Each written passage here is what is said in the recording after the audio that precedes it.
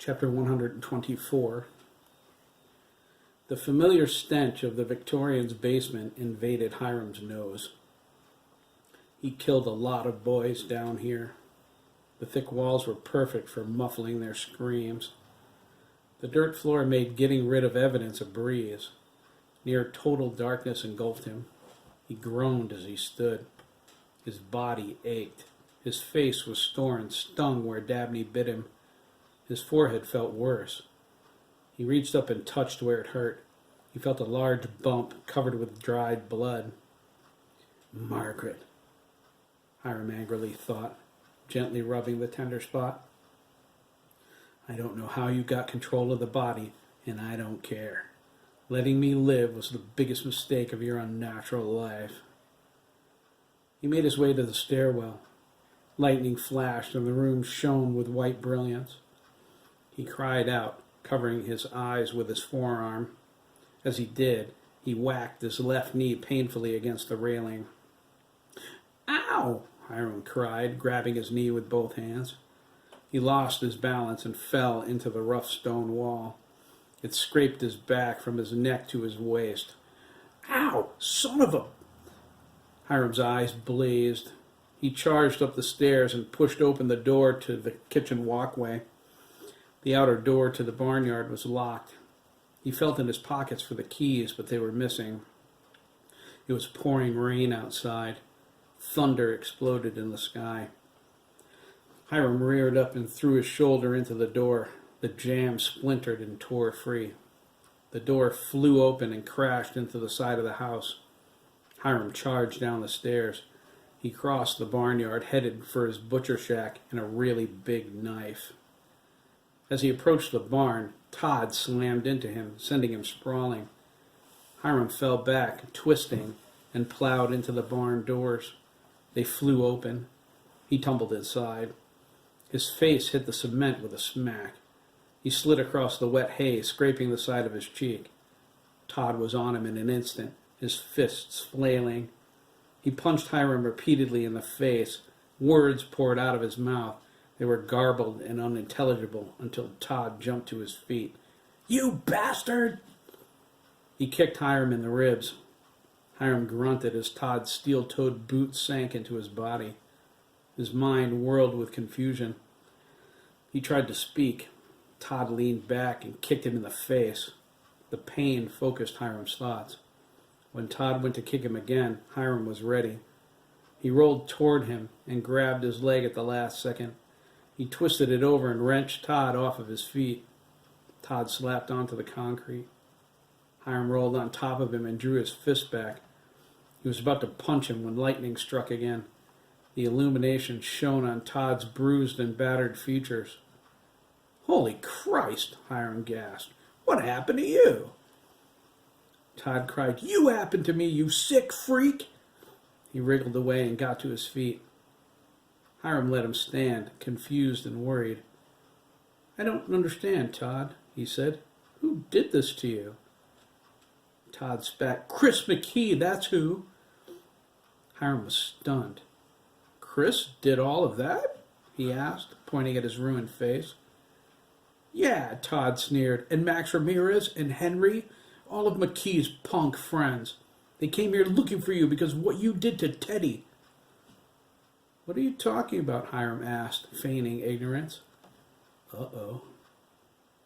I didn't. Todd angrily cut him off. Don't lie to me, you pervert. I saw you. He clenched his fists in his teeth. Hiram shadowed his movements. They circled one another. You drugged that kid and you raped him. That's why they kicked the crap out of me, because I stood there and watched and didn't do anything to stop you.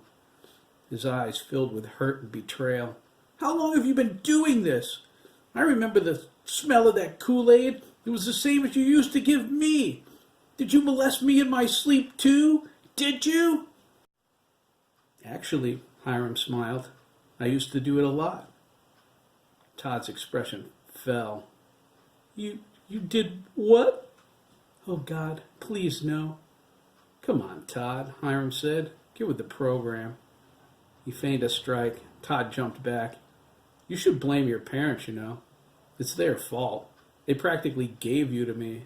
That's a lie, Todd snapped. It's not a lie, you idiot, Hiram said. Your moron stepmother put you out when you were 8 years old, and your father was too pussy-whipped to do anything about it.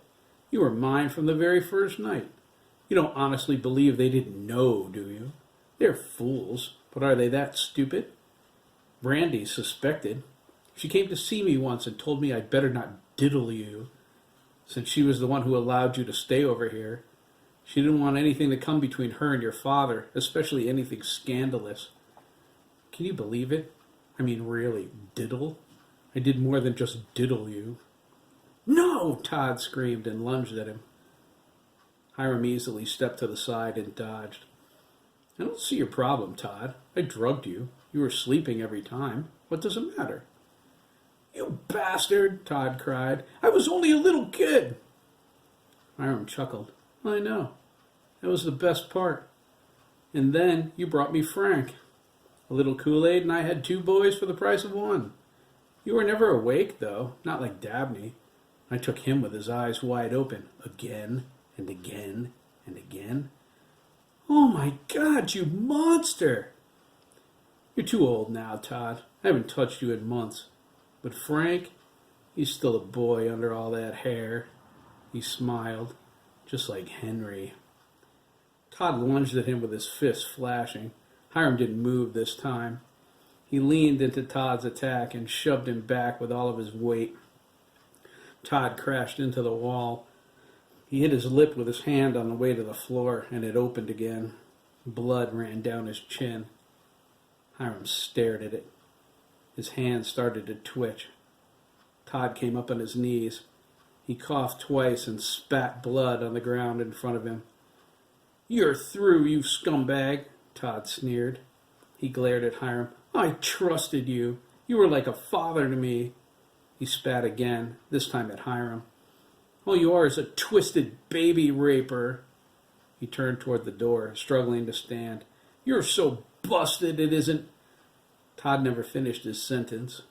He was so caught up in his anger, his feelings of betrayal, he didn't hear Hiram running toward him. Hiram snatched him by the back of his neck. Todd felt his grip and managed to turn around. Hiram held Todd's throat so hard he thought the old man wanted to squeeze his head off. He struggled, fighting for breath.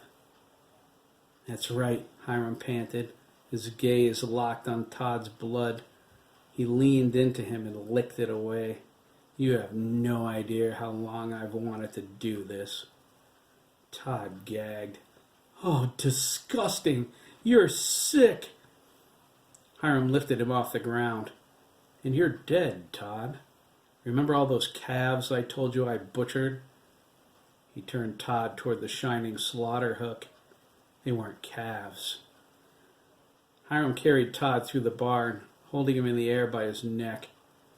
Todd twisted to watch as Hiram moved faster toward the hook. It glinted at him. Todd felt a wave of terror wash over him. Oh, Christ! Todd choked, struggling in earnest. His arms thrashed and his feet kicked. No, Hiram, please! Hiram lifted him higher with both hands and threw him backwards. Todd sank onto the slaughter hook with a wet, sucking sound and a crunch. He screamed as the hook sliced through his body and punctured his heart. He looked down, his eyes wide. The bloody hook was sticking out of his chest. He hung from it, squirming. His blood shot out of the wound like a macabre waterfall. Hiram stood under the spray, spastically rubbing it all over. His expression filled with glee. Todd wriggled like a worm. He wasn't dead yet. He reached up and grabbed the hook. His face grimaced as it sliced open the palms of his hands. Hiram snatched him by the ankles. Blood covered him. It stained his teeth. Like I said, Todd, you're dead. Hiram yanked him down. Todd felt a flash of pain as his ribcage split and everything went dark. His shocked eyes stared at his killer. Hiram went to the butcher shack. He shielded his face from the rain to keep from washing off Todd's blood. Now that was worth the wait. He slipped inside the shack for his knife. As soon as he had it safely in his grasp, he returned to the barn and the implements hanging on the wall. Hiram selected one and went to the grisly work of making Todd perfect.